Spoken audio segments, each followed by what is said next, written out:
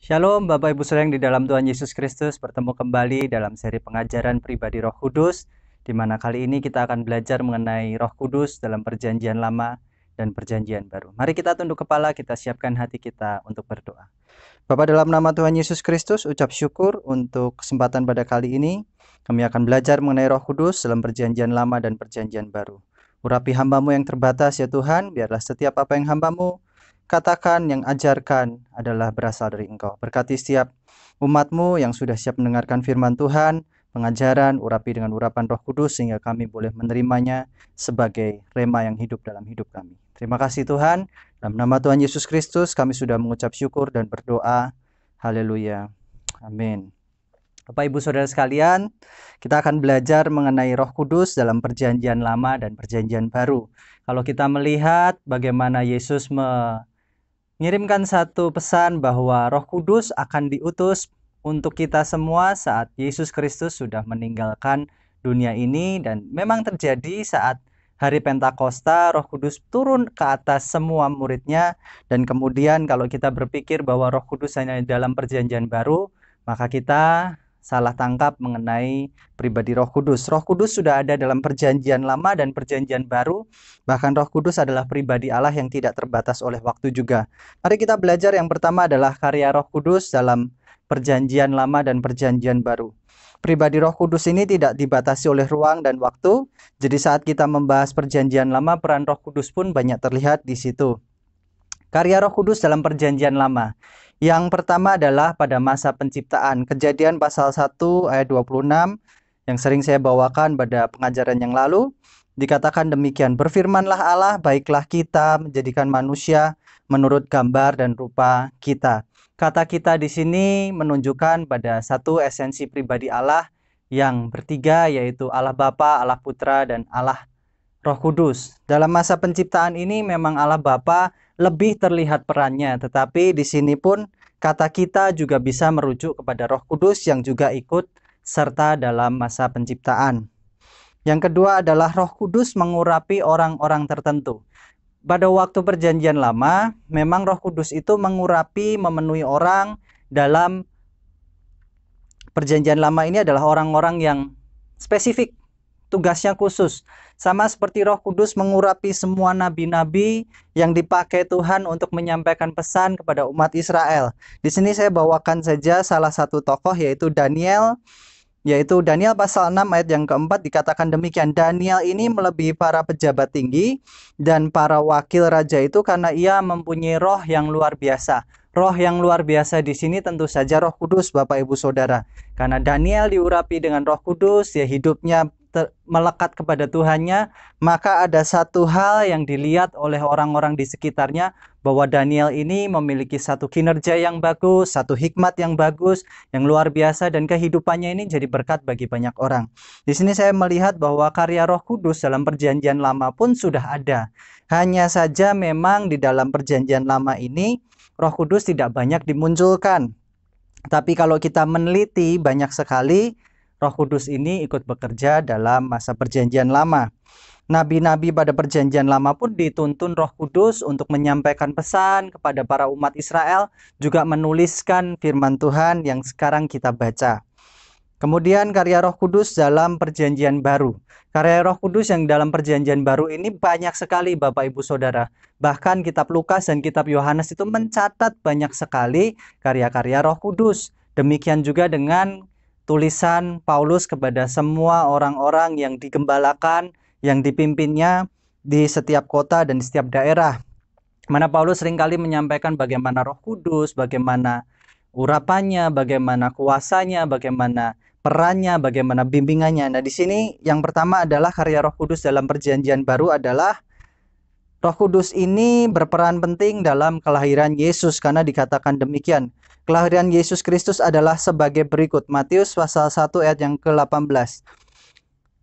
Kelahiran Yesus adalah seperti berikut. Pada waktu Maria ibunya bertunangan dengan Yusuf, ternyata ia mengandung dari Roh Kudus sebelum mereka hidup sebagai suami istri. Di sini menyatakan kealahan Yesus, bahwa Yesus itu bukan terjadi atau bukan ada karena hubungan seksual antara Maria dan Yusuf, tetapi karena memang Roh Kudus ini menaruh Allah Putra itu di dalam kandungan Maria.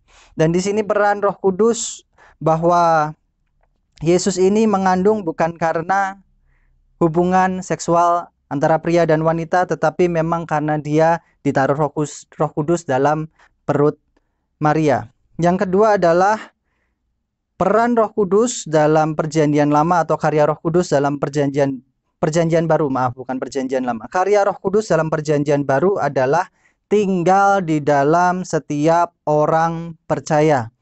1 Korintus pasal 12 ayat 3 dikatakan, karena itu aku mau meyakinkan kamu bahwa tidak ada seorang pun yang berkata-kata oleh Roh Allah dapat berkata terkutuklah Yesus, dan tidak ada seorang pun yang dapat mengaku Yesus adalah Tuhan selain oleh Roh Kudus. Di sini kita melihat bahwa setiap kita yang percaya itu ada Roh Kudus yang bekerja di dalam kita. Sejak Adam dan Hawa jatuh dalam dosa, maka Tuhan sudah mengatakan kalau engkau memakan buah pengetahuan benar, baik dan benar ini, maka engkau akan mati. Nah, kata mati di sini adalah mati secara rohani, Bapak Ibu Saudara, bukanlah mati secara fisik. Karena ternyata pada waktu Adam dan Hawa itu memakan buah pengetahuan yang baik dan benar itu, yang terjadi adalah Adam dan Hawa ini diusir dari Taman Eden, di mana ini adalah keterpisahan antara manusia dengan Allah, sehingga yang namanya Adam dan Hawa tidak bisa bergaul karib, bergaul erat seperti pada waktu sebelum masa kejatuhan. Dan inilah yang disebut kematian. Nah, di sini dikatakan bahwa nggak ada satu orang pun bisa berkata Yesus adalah Tuhan dan terkutuklah Yesus kalau di dalam hidupnya itu ada Roh Kudus. Jadi setiap kita yang percaya itu bukan karena karya kita dalam pikiran kita, dalam logika kita membandingkan semua agama, bukan. Tapi karena kita adalah umat pilihan Allah yang diberi Roh Kudus dalam kehidupan kita, sehingga kita bisa mengakui bahwa Yesus adalah Tuhan. Disinilah karya Roh Kudus yang memberikan kita satu kebangkitan rohani, Bapak Ibu Saudara. Dan dikatakan bahwa setiap orang percaya, setiap orang yang mengaku, di situ ada Roh Kudus. Yang ketiga adalah dalam Perjanjian Baru, Roh Kudus ini berperan dalam menginsafkan manusia atas dosa.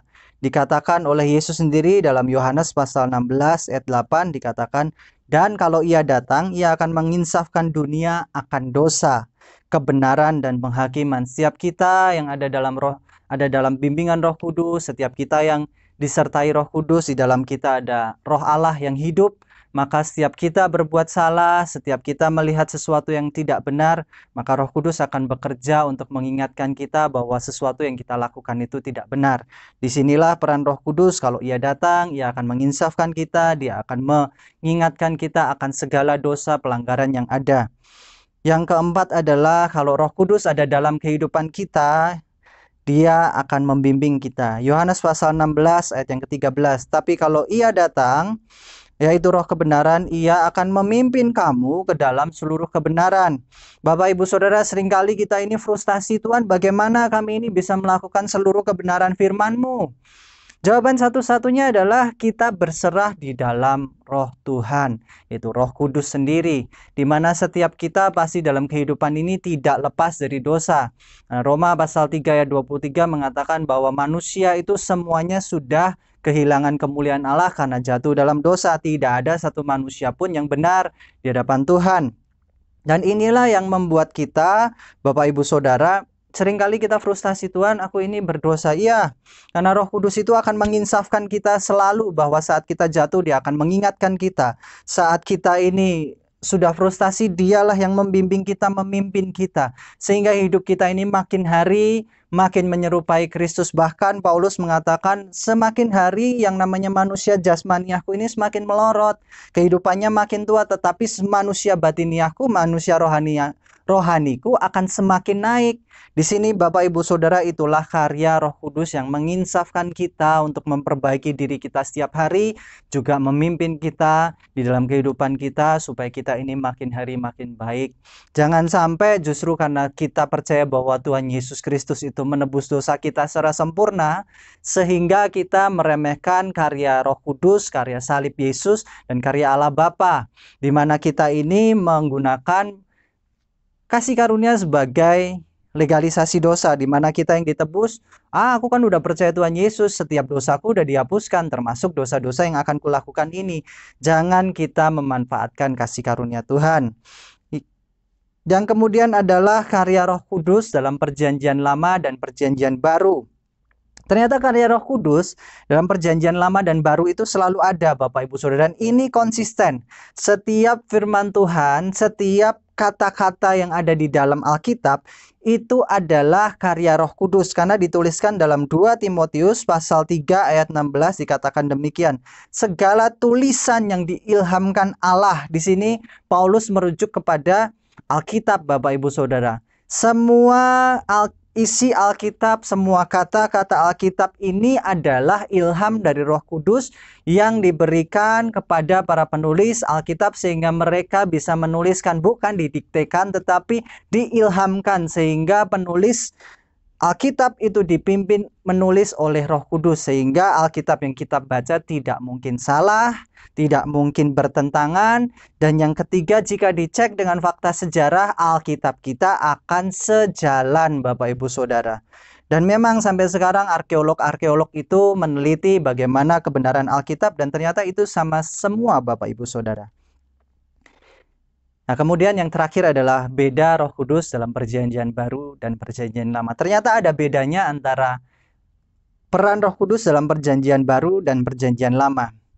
Dalam Perjanjian Lama, Roh Kudus ini tinggal di dalam kehidupan orang-orang tertentu untuk tugas-tugas tertentu. Dan saat orang ini melakukan kesalahan yang fatal dan tidak mau bertobat, Roh Kudus ternyata bisa meninggalkan pribadi tersebut, Bapak Ibu Saudara. Ini terjadi pada kisah hidup Saul. Saul pada waktu itu dia orang yang gagah, besar, dan semua orang Israel ini menginginkan raja. Dan kemudian Tuhan memberikan raja kepada orang Israel, yaitu Saul. Dan Saul diurapi oleh Samuel menjadi raja. Tetapi Saul ini dia berbalik setia. Dia menginginkan lebih daripada apa yang diinginkan Tuhan. Dan dia lepas dari rencana Tuhan. Dalam 1 Samuel pasal 16 ayat yang ke-14 dikatakan demikian. Tetapi roh Tuhan telah mundur dari Saul. Di sini dikatakan bahwa roh Tuhan itu tetapi meninggalkan dari kehidupan Saul. Dan kemudian Saul ini digantikan oleh seorang anak muda yang bernama Daud yang diurapi Tuhan, di mana di situ kehidupan Daud lebih menjadi berkat daripada Saul, karena Daud ini hatinya terikat sekali kepada Tuhan. Di sini Bapak Ibu Saudara, kita bisa melihat saat orang dalam Perjanjian Lama itu hatinya mulai meninggalkan Tuhan, dia ditinggalkan oleh Roh Kudus, di mana Roh Kudus tidak lagi mengurapi, tidak lagi tinggal dalam kehidupan orang saat orang itu mulai mempunyai jalan yang tidak diinginkan Tuhan. Roh Kudus bisa meninggalkan pribadi sebagai di dalam kehidupan orang dalam Perjanjian Lama, karena orang ini sudah tidak mau lagi dipakai sebagai alat kemuliaan Tuhan. Bagaimana dengan dalam Perjanjian Baru?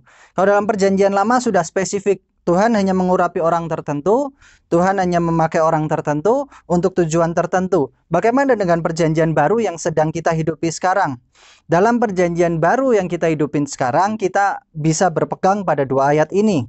Dikatakan demikian, tetapi kamulah bangsa yang terpilih, imamat yang rajani, bangsa yang kudus, umat kepunyaan Allah sendiri, supaya kamu memberitakan perbuatan besar yang dari Dia yang telah memanggil kamu keluar dari kegelapan kepada terangnya yang ajaib. Di sini saya mendapati bahwa kita ini dipanggil dari kegelapan kepada terang. Kita bisa melihat terang Kristus, itu karena karya Roh Kudus. Dan di sini dikatakan, tapi kamulah bangsa yang terpilih, sehingga setiap kita yang mengaku percaya kepada Allah Bapa, Allah Putra, dan Allah Roh Kudus dalam penebusan karya salib Yesus, itulah yang disebut kita ditinggali oleh Roh Kudus, bukan dipilih-pilih. Roh Kudus tidak hanya hidup dalam hamba-hamba Tuhan saja, tetapi dalam setiap kehidupan kita, Bapak Ibu Saudara. Dan di sini bagaimana kalau kita mengalami yang namanya kejatuhan dalam dosa, kemudian kita mulai meninggalkan Tuhan, apakah Roh Kudus meninggalkan kita? Dikatakan dalam Efesus pasal 4 ayat 30, dan janganlah kamu mendukakan Roh Kudus Allah yang telah memeteraikan kamu menjelang hari penyelamatan. Di sini dikatakan bahwa setiap kali kita berdosa, setiap kali kita melakukan kesalahan, Roh Kudus ini berduka dalam kehidupan kita. Dia tidak meninggalkan kita, tetapi dia mengalami satu kedukaan, satu kesedihan, di mana dia akan selalu mengingatkan kita, mengetuk kita untuk berbalik, Bapak Ibu Saudara. Seringkali kita ini justru mematikan hati kita, mematikan nurani kita dalam kita mendengarkan suara Roh Kudus. Saat kita berbuat salah, Roh Kudus pasti ingatkan kita bahwa itu salah. Baik itu melalui firman Tuhan, melalui hamba Tuhan, baik itu melalui apapun Bapak Ibu Saudara, segala sesuatu itu bisa digunakan oleh Tuhan. Bahkan satu kali ada orang kesaksian, pada waktu saya sakit, saya diingatkan bahwa saya belum bisa mengampuni orang. Dan kemudian Roh Kudus bisa mengingatkan, ayo ampuni. Dalam keadaan sakit, Roh Kudus bisa berbicara dalam berbagai macam bahasa, di mana setiap kita itu harusnya peka akan suara Roh Kudus. Roh Kudus dalam perjanjian baru tidak akan pernah meninggalkan kita, dia akan menuntun kita, dia akan membimbing kita, sehingga kehidupan kita ini makin sama seperti Kristus. Inilah Roh Kudus dalam perjanjian baru dan lama. Dalam perjanjian baru, Roh Kudus itu mengurapi orang tertentu, memakai orang tertentu, dan dia bisa meninggalkan. Sedangkan dalam perjanjian baru, Roh Kudus itu berkarya di dalam, yang pertama adalah kelahiran Yesus, tinggal dalam hidup orang percaya, menginsafkan manusia atas dosa, dan membimbing kita dalam kehidupan ini. Karya Roh Kudus juga kekal di dalam perjanjian baru dan perjanjian lama, baik dalam penciptaan sampai pada akhirnya, dan dalam penulisan Alkitab. Roh Kudus inilah yang mengilhamkan tulisan Alkitab yang kita baca, sehingga Alkitab tidak akan pernah salah dan merupakan kebenaran yang mutlak. Beda Roh Kudus dalam perjanjian baru dan lama adalah saat orang berdosa, saat orang tidak dipakai lagi untuk rencana Tuhan, dan dia mulai meninggalkan rencana Tuhan, maka Roh Kudus undur daripada orang di dalam perjanjian lama tersebut. Sedangkan dalam perjanjian baru, Roh Kudus tidak akan meninggalkan kehidupan kita, karena Yesus sudah menebus kita, Yesus sudah melayakkan kita, sehingga dia akan berduka dan mengingatkan kita untuk balik kepada Tuhan selalu dan bertobat. Bapak Ibu Saudara, setiap kita yang sedang dalam teguran Roh Kudus, jangan pernah lupakan, Roh Kudus mengasihi Bapak Ibu Saudara. Dia adalah pribadi yang selalu menemani, bahkan dikatakan dialah penolong yang setia. Dialah orang yang pribadi yang selalu melindungi kita, pribadi yang selalu membimbing kita, penghibur kita. Jangan lupakan itu, dan setiap kita boleh memaknai pribadi Roh Kudus dalam kehidupan kita. Pengajaran singkat pada kesempatan ini mengenai perjanjian baru dan lama dalam peran Roh Kudus, dalam karya Roh Kudus sudah kita lalui. Mari kita tunduk kepala. Bapa, dalam nama Tuhan Yesus Kristus, ucap syukur untuk kesempatan pada kali ini. Biarlah setiap kami, Tuhan, boleh belajar akan karya Roh Kudus dalam perjanjian baru dan lama, sehingga setiap kami boleh memaknai kehidupan kami tidak akan pernah ditinggalkan oleh Roh-Mu, ya Tuhan. Sehingga setiap kami makin hari makin menyerupai Kristus, baik dalam tindakan kami, dalam hati kami, dalam setiap apa yang kami lakukan. Berkati setiap kami yang dalam pergumulan, dalam kelemahan, biarlah kekuatan-Mu yang mengurapi kami.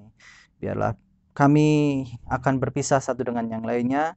Berdoa, biarlah kekuatan, pertolongan dari Allah Bapa di surga, berkat kasih anugerah, pengampunan dosa Tuhan Yesus Kristus, berkat pertolongan dan penghiburan dari Allah Roh Kudus, menyertai memberkati kami semua. Dalam nama Tuhan Yesus Kristus, kami sudah berdoa dan mengucap syukur. Haleluya. Amin. Bapak Ibu Saudara, pengajaran Roh Kudus pada kesempatan kali ini sudah selesai. Sampai bertemu di kesempatan yang lain. Tuhan Yesus memberkati.